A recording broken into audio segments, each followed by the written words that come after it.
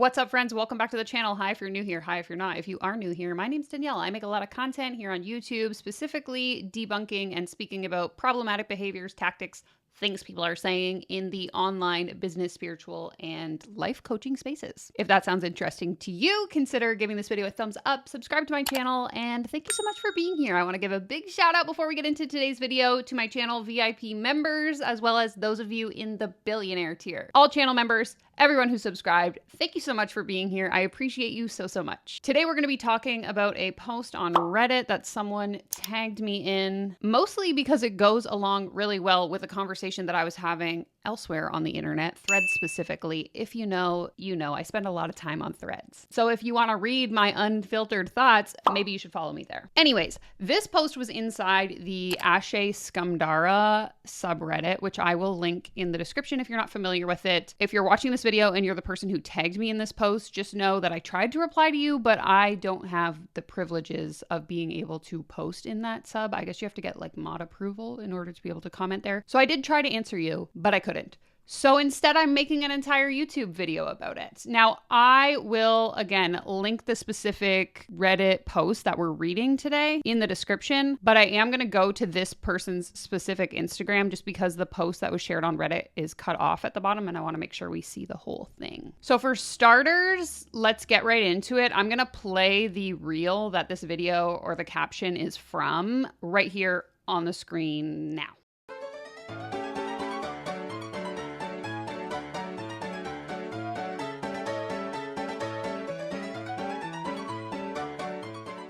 Now, if you couldn't tell from that little song and dance video, this person is talking about an investment that they made into a coaching package. And let's go ahead and read what the caption has to say. So one lil yummy lick, why do people talk like this? Turned into a $32,000 investment in less than 3 weeks. Yikes. $111 turned into $5,000, turned into $12,000, turned into $15,000. May 8th, I joined a 3-week Telegram experience for 333. I liked the vibe, and while I got some juice from the transmissions, I knew I wanted more personalized support. May 12th, I bought a package for $5,000. We had one 30-minute call, and I felt giddy, activated, and inspired. I knew I wanted in-between Voxer support. Wait.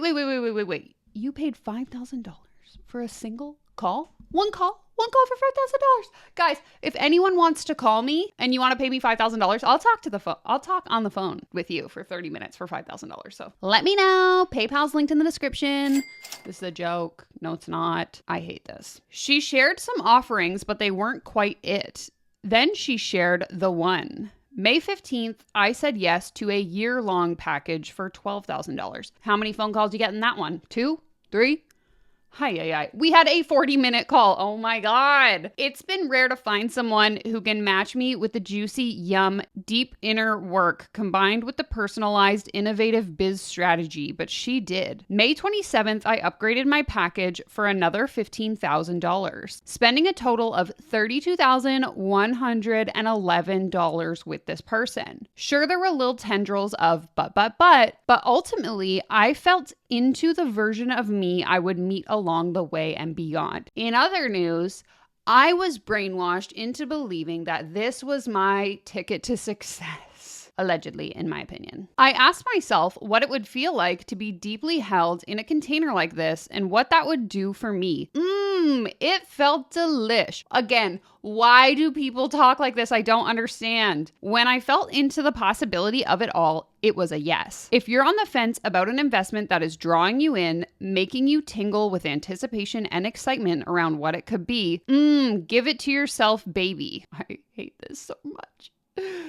Don't be afraid to make illogical moves. Sometimes, many times, those are the exact ones that bend the rules and teleport you to a whole new timeline. Okay, this whole like illogical moves, illogical decisions, illogical investments is something that I have seen over and over and over again recently in the like business coaching space. I don't know if any of you watching this video have seen this as well, but basically the narrative is like, you have to make decisions that don't make sense in order to be able to make a certain amount of money that you would have never dreamed possible. You know, illogical decisions make illogical results. No, Illogical decisions are bad decisions more often than not, and they're just going to put you in a bad financial situation. Again, allegedly, in my opinion. Also remember, this could be you on the receiving end.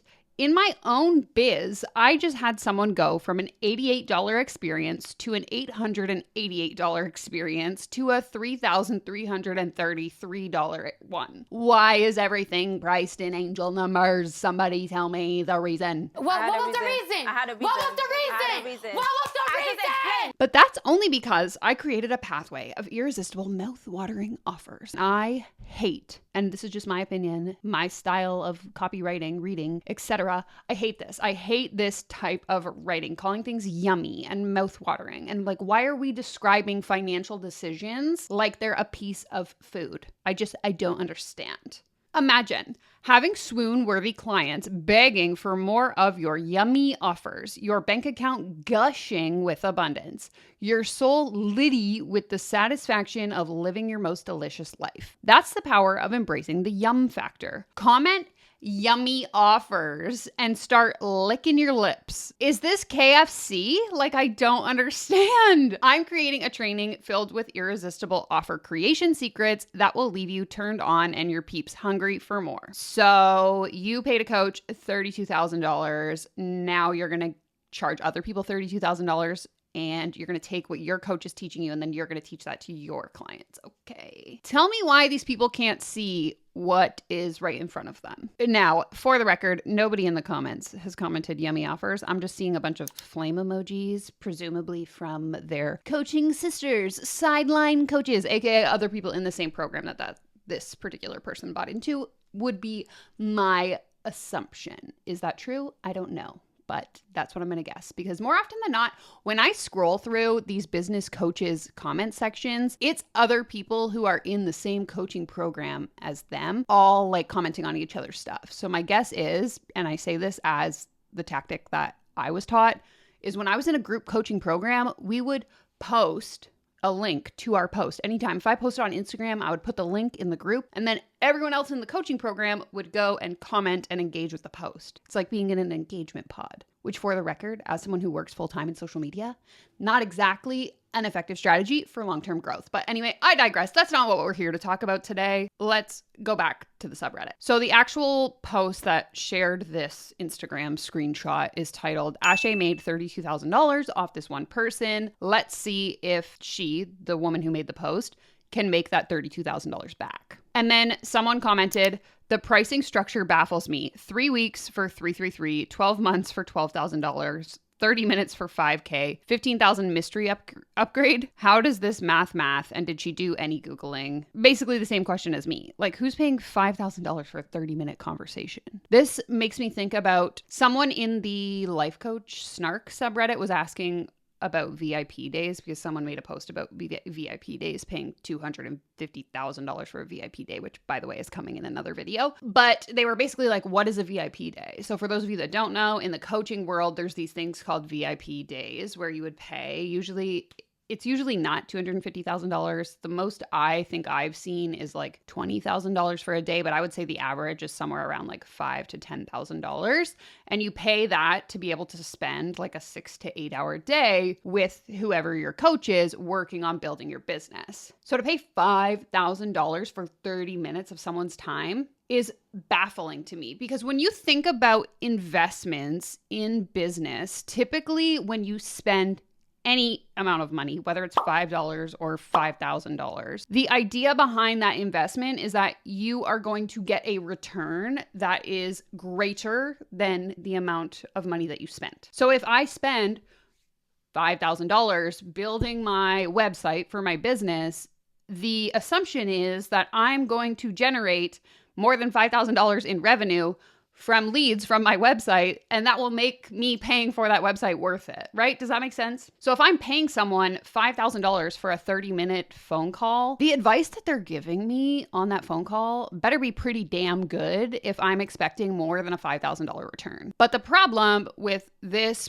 particular subsect of the coaching industry is people don't think about their investments like that. Instead, they're thinking of it from this like, I feel so good. I believe in myself. My mindset is so much better. But if I'm trying to build a business, yes, mindset is important. Belief in yourself is important. I'm not saying it's not. But you can build a positive mindset and feel good about yourself for less than $5,000. That's all I'm saying. Next comment just read, fake spiritual guru math. Someone needs to make a TikTok about this. And then that's when I was tagged. So here we are. Thank you so much for tagging me. If there's stuff you want me to react to, this is one way to get my attention. Now, I wanted to share this because this same kind of narrative of entering at a lower price point and being upsold relates to a conversation that I was having on Threads last week. So this all started when the New York Times published their article about the coaching industry, which I did an entire live stream reacting to the article if you haven't seen that. And I will make sure that the actual article itself is linked in the description as well. But Cliff Notes version is basically,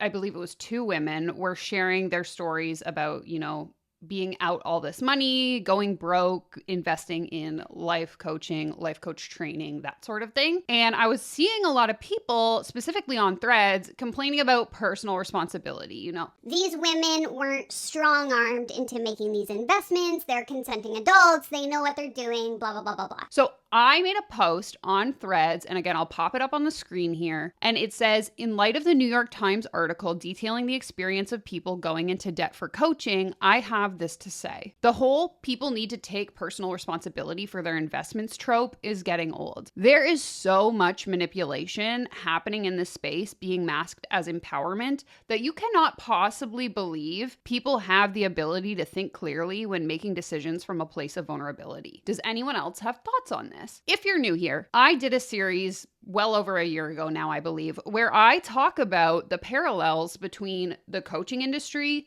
MLMs, and cults. So if you haven't seen that series, I would recommend you click here. There's 3 videos and each video is like under 15 minutes long, so it won't take a super long time to get through. But in those videos, I go over a lot of the parallels that we see in these high control groups and how difficult it is for someone to actually think logically when they're in this situation of groupthink and where we're all believing the same thing. And we have this, almighty leader that's telling us what's true and what's not true. And we're told not to question anything, right? So I received this one response in particular, and we had a little bit of a back and forth. And I just wanted to showcase it here because I think it really demonstrates an opinion that I just personally don't agree with. So this person replied, I'm on the personal responsibility side.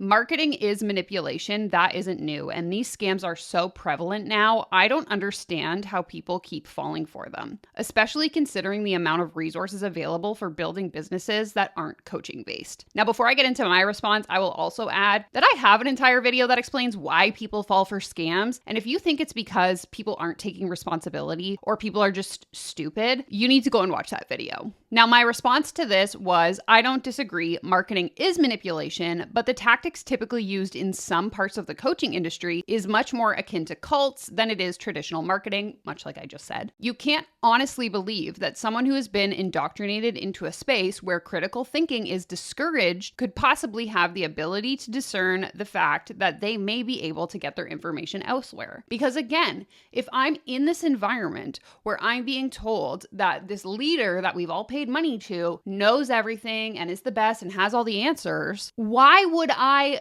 suddenly think like, maybe I should think about this more critically when no one else around me is doing that? I'm just going to take things at face value because basically I've been tricked into thinking that I shouldn't be thinking otherwise. Like it's dangerous. Don't listen to those people. They're just jealous haters. They don't know anything. It just seems like a very closed off mindset to believe that when someone is indoctrinated into an environment like that, that they even have the ability to think clearly. Because otherwise they wouldn't even be in that environment in the first place, right? I digress.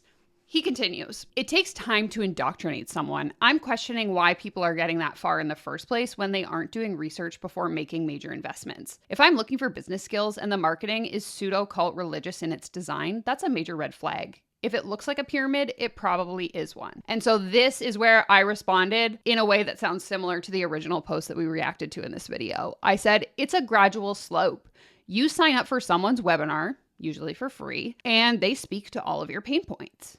You buy their $27 solution and are teased with the answer to your problem. If you want the real answer, though, you need to buy into their $97 offer. But wait, once again, it's only a tease. This continues on and on for years, often, and usually for thousands of dollars, like we saw in the example that I shared at the beginning of this video, before you even have the chance to realize what's happening. And then he replies again, I get it. I've bought my share of $100 nothing burgers, so I'm familiar with the game and I've been burned myself. But each purchase point is a chance to look critically at if I should continue to invest in this person or program. At the end of the day, I agree that the scammers are the one to blame, but I also think we all have responsibility to protect ourselves. I don't think those are mutually exclusive. Okay, and at this point, I felt like I wasn't getting through to this person, so I ended the conversation on my end, but somebody else came along and answered, which was super helpful, and this is what they wrote. When one's indoctrinated to not think for themselves from a very young age, think women raised in conservative households, it takes time to realize manipulation, and most often not until it's after the fact. MLMs know exactly how to exploit this vulnerability, and presumably when they're using the term MLM, they're also referring to the coaching industry, although coaching is not an MLM, it operates